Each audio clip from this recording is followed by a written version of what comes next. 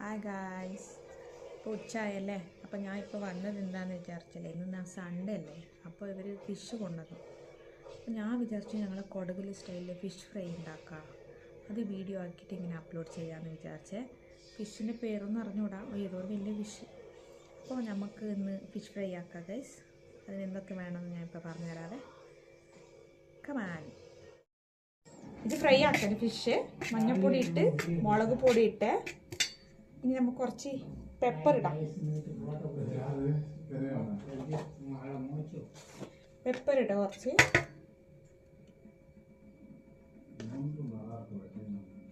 കാന്താരിപ്പൊടി ഉണ്ടെങ്കിൽ നല്ല ടേസ്റ്റ് ഉണ്ടാവും. കാന്താരിപ്പൊടി ഉണ്ടെങ്കിൽ കാന്താരിപ്പൊടി ഇട്ടോളൂ. കുരുമുളക് പൊടി ഇട്ടേ. ഇനി നെക്സ്റ്റ് കാന്താരിപ്പൊടി പറഞ്ഞല്ലോ, നിങ്ങൾക്ക് ഉണ്ടെങ്കിൽ ഇട്ടോളൂ. ഞങ്ങൾക്കില്ല, നാട്ടിലാണെങ്കിൽ കിട്ടുന്നുണ്ട് കാന്താരി. ഇവിടെ കാന്താരിയില്ല. ഇത് വിനീഗറാണേ, കുറച്ച് വിനീഗർ ആക്കട്ടെ. ഇനി പുളി നന്നായി കലക്കിയിരുന്ന പുളിയില്ലേ, വാളൻപുളി ഇടുക. വാളൻപുളി എന്ന് പറഞ്ഞാൽ ഞാൻ ലൈമില്ല, ലൈം ഒരു കൊണ്ടുവരാൻ മറന്നുകൊണ്ട് ഞാൻ ഈ പുളി ഇടുകയാണ്. വിനീഗർ കുറച്ചിട്ടുണ്ടല്ലോ, അപ്പോൾ പുളി ഉണ്ടാവും. ഇനി എത്ര വേണം അത്ര നമ്മൾ നോക്കിയിട്ട് മറ്റേ പുളി എടുത്തിട്ടാൽ മതി.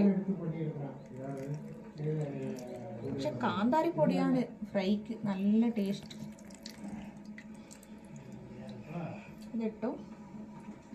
നെക്സ്റ്റ് കുറച്ച് കറിവേപ്പില ക്ലീനാക്കി കഴുകിയിട്ട് വേണേ അങ്ങനെ ഇടല്ലേ.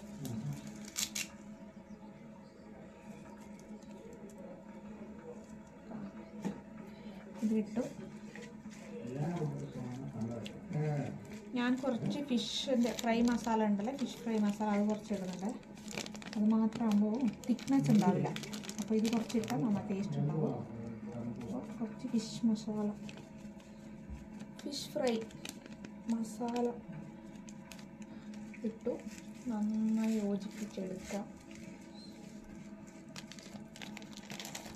നന്നായി മിക്സ് ആക്കണേ.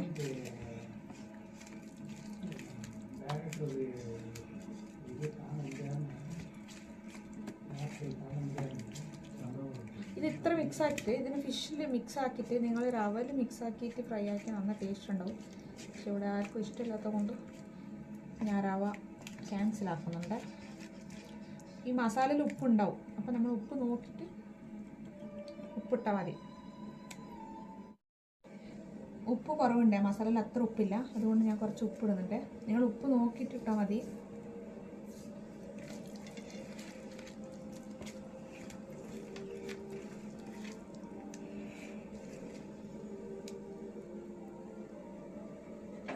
ഇപ്പം ഞങ്ങളതിൽ ഒന്നൊന്നായിട്ട് ഫിഷ് ഇങ്ങനെ എടുത്ത് നന്നായി പുരട്ടി വെക്കണേ. നന്നായിട്ട്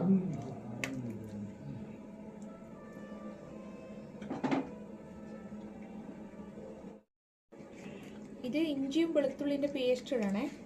ഞാൻ മറന്നു പോയിട്ടുണ്ട്, ഇപ്പോൾ ഇട്ടു. അതും ഇട്ടിട്ട് നന്നായി മിക്സ് ആക്കിയിട്ട് നന്നായി എരിവും പുളിയും ഉപ്പും കറക്റ്റായിട്ടുണ്ടാവണേ. ഇങ്ങനെ ഒന്നൊന്നായി ഇങ്ങനെ എടുത്ത് വയ്ക്കാം.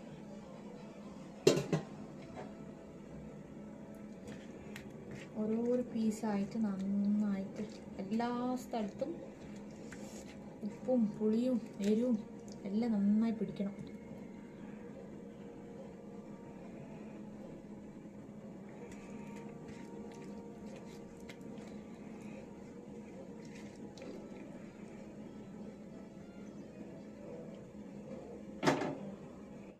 കണ്ട ഗൈസ്, നന്നായിട്ട് ഉപ്പും മുളകും ഒക്കെ നന്നായി ഇതാക്കി വെച്ചിനെ.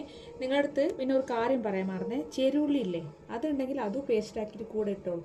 നല്ല ടേസ്റ്റാണ്. ഞാൻ എന്ത് ചോദിച്ചാലും ഇല്ല എന്ന് പറയും, പക്ഷെ ഇല്ലാത്തത് കൊണ്ടാണ്.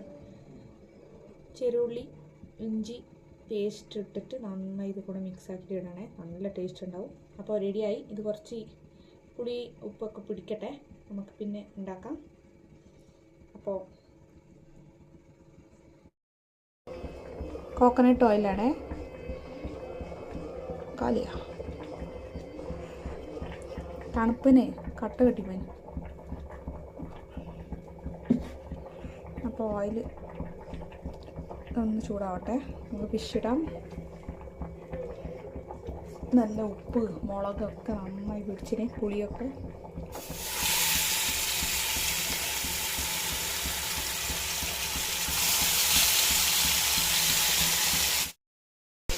കുറച്ച് വെളുത്തുള്ളിയാണ് സ്മെല്ലിന്.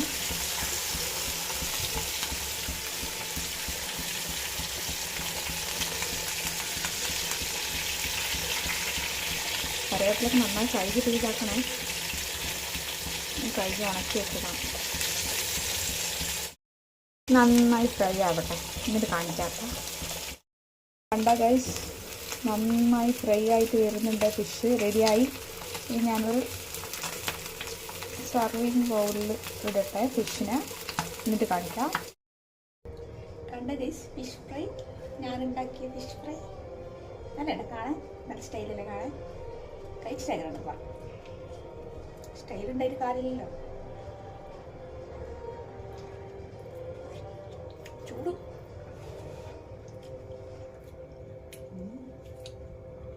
ഒരു മണിക്കൂർ വെച്ചല്ലോ ഫ്രിഡ്ജിൽ, ഉപ്പ് പുളിയൊക്കെ നന്നായി പിടിച്ചല്ലോ.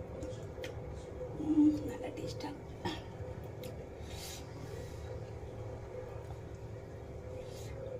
സൂപ്പർ ഗൈസ്,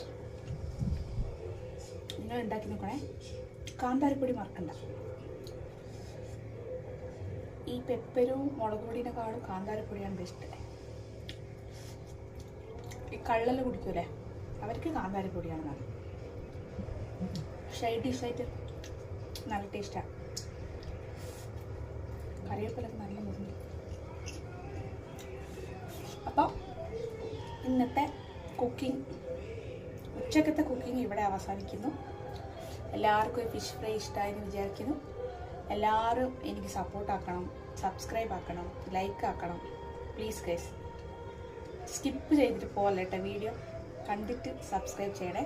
അപ്പോൾ ഓക്കെ, ബൈ. കഴിക്കട്ടെ.